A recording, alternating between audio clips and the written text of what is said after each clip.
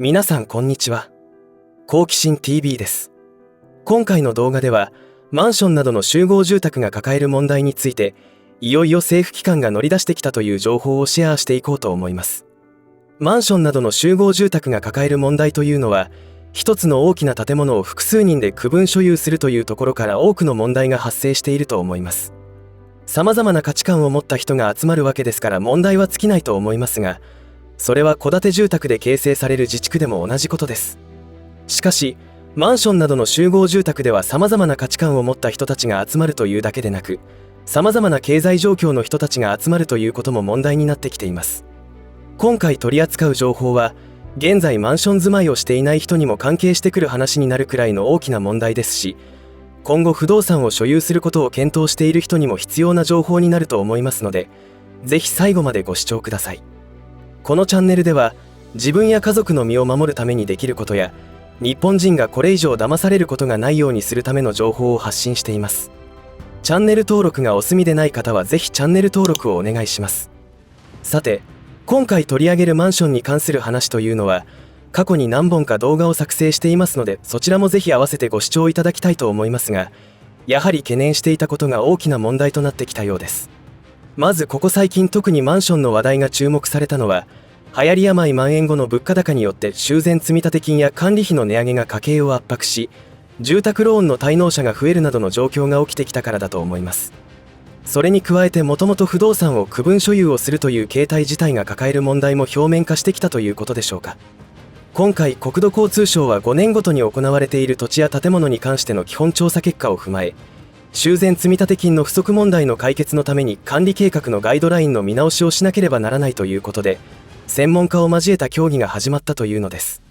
その動きは2018年の調査後に行うべきだったのではないかというツッコミも入れたくなりますが、その後の社会情勢があまりに大きく変化したことで、問題が急ピッチで拡大している背景があって慌てているのではないかと思います。というのは、2018年の調査で分かっていたことは、建物の維持に必要な修繕積立金が不足している建物は全体のなんと 34.8% もあり、前回調査の2013年の時よりも2倍も増えているという状況だということが分かっていたのです。そして2023年の調査結果はこれから出てくるということになるのでしょうが、間違いなく事態は悪い方向に進んでいることが予想されます。というのもウトロの紛争勃発からエネルギー問題が浮上し、あらゆるセクターで物価が上がっており、日用品や食料品だけでなく、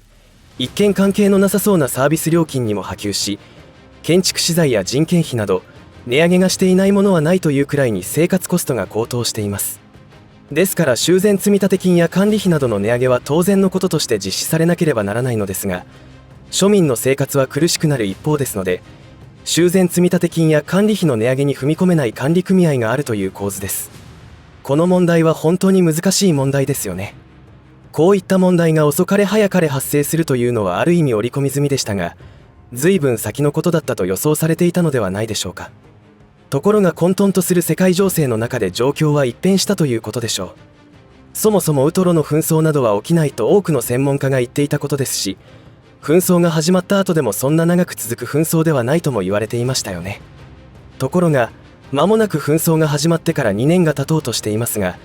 一向に収まる気配がありません。そして中東紛争まで勃発してしまいました。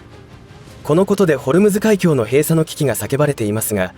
専門家たちはイラの国やサウの国の経済状況を考えるとホルムズ海峡の封鎖という最悪のことは起きないと言っています。本当にそうなのでしょうか。自分だけ対策は急ピッチで進めているかもしれません。何でも鵜呑みにしないことが大事です。話を戻しますと、このマンションなどの集合住宅が抱える問題の原因は、売る方にも責任があるし、買う方にも責任があると思います。これは修繕積立金や管理費のことにフォーカスして言うと、売る側はとにかく売りたいし、お金を貸す側はお金を貸したいわけで、購入時に購入者負担が少なく済むように修繕積立金を低く設定するという段階増額積立方式を採用していることが問題だと思います。これは3年ごとに積立金を増額していくという方式ですが、実際全国の管理組合で起きていることは、増額のタイミングで住民からの同意が得られず据え置きのままになっているというのです。それが修繕積立金不足の問題が増え続けている原因の一つでもあります。この段階増額積立方式を採用している管理組合は 67.8% もあり、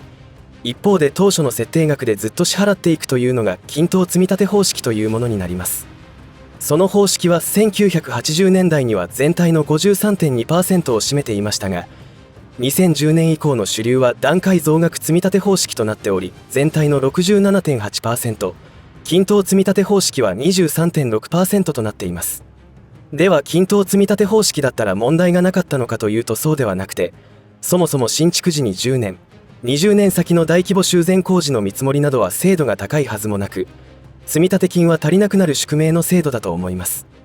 ましてや世界情勢が混沌とすることで状況は一変しますから、常に修繕計画を見直しする必要があります。そして今現在の主流となっている段階増額積立方式では、最初に購入しやすいようにと月々の支払額を低く抑えることができたわけで、言ってみれば買う側にも売り側にも都合が良かったのです。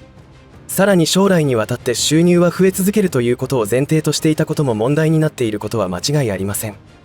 また、国土交通省の調査によりますと、新築マンションの修繕計画に関する調査では、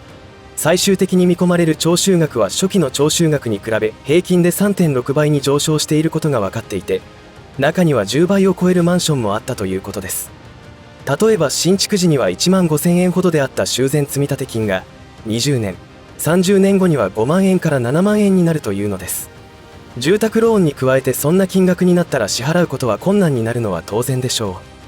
この問題が深刻なのは、マンションに住んでいる人の割合は日本人口の 10% 以上もいるわけで、修繕積立金の不足による管理不能物件が多発するようになってしまったら、日本経済にも悪影響を及ぼすことになります。と言いますか、すでに管理不能物件は存在しており、このご時世では増え続けているということが予想できます。この状況はマンションに住んでいないからと人事では済まされない状況で、経済は全てつながっていますから悪影響は間違いなくあります。それを予想して対策するのがプレッパー的な発想だし、生き方になると思います。マンションのような集合住宅はその不動産を区分所有をしているということなので、住人同士の関係は運命共同体であるという解釈もできます。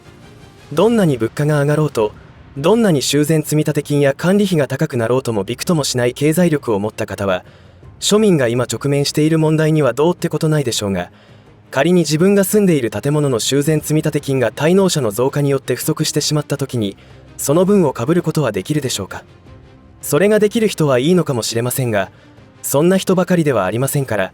この修繕積立金の不足から起きるマンションという形態のシステム破綻が不動産業界にどのように影響を及ぼすのか、まるで時限爆弾ですよね。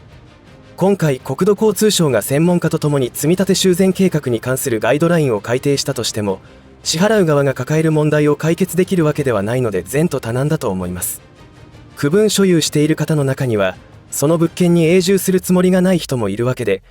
そうなると共有する建物の価値保全や20年後の大規模修繕に関することにはあまり興味がないということも大いに考えられますので、本当に難しい問題だと思います。今現在マンションなどにお住まいの方は、他人に言われるまでもなく真剣に対策を考えていらっしゃると思いますが、重要なのは情報収集です。この動画が微力ながらでもお役立てできればと思います。いかがだったでしょうか。最近様々な想定外のことが起きるたびにその本質を分析してみて感じることは、もともと潜在的に存在していた問題がどんどん顕在化してきているように感じます。芸能関係の問題や宗教に関係する問題も同様で、今後まだまだ出てくると思いますが、海が出るように悪いものがどんどん出て新陳代謝が起きていけば、世の中も良くなると期待しています。今回取り上げたマンションなどの集合住宅が抱える問題は、修繕積立金に関することだけでなく他にもまだまだ問題は山積みです。マンションというのは一つの国の運営に例えることができます。修繕積立金や管理費は税金にあたり、国の場合はその税収によって道路やトンネルなどのインフラを整備しているわけで、今の日本は公共工事を減らすことをしている関係で、日本全国には予算不足で整備不足の橋やトンネルが多数あります。マンションにおいても修繕積立金が不足することで必要な建物整備ができず荒れていくわけですから、どこか共通点があるように思えます。いずれにしても世界情勢はますます混沌とする流れですので、物価高は続きますし、一定数の国民が節約モードに入ります。そうなることであらゆる不要不急のサービスや物を提供している企業の業績悪化は必至ですから、想像力をフル稼働させて身を守ることに集中するしかないと思います。2024年は働き方改革によって物流業界、医療業界を激変させることになります。皆様におかれましては、忙しい中でも時間を割いてどんな情報でも取り入れ、ああでもない、こうでもないと今後起きうる試練について考え、対策していくという思考をお勧めします。当たり前が当たり前ではなくなる時代が来るというのは数年前から言われてきたことですが、実際そうなっていますし、今後も継続して様々なことが起きてくることでしょう。今後も大難を小難に変え、笑って過ごせるよう情報を発信していきますので、引き続き応援よろしくお願いします。私のブログのリンクは概要欄に貼ってありますが、そこでは動画にするほどのこともないが重要ではないかと思われる情報もアップしていこうと思いますので、ご覧いただけたらと思います。最後までお付き合いありがとうございました。以上で今回の話は終わりとしますが、皆さんの応援が次の動画作成の力になりますので、いいねボタン、チャンネル登録、通知設定をオンにしていただけると嬉しいです。また、コメント欄へのご意見、ご感想の書き込みもいただけたら励みになります。最後までご視聴ありがとうございました。好奇心 TV でした。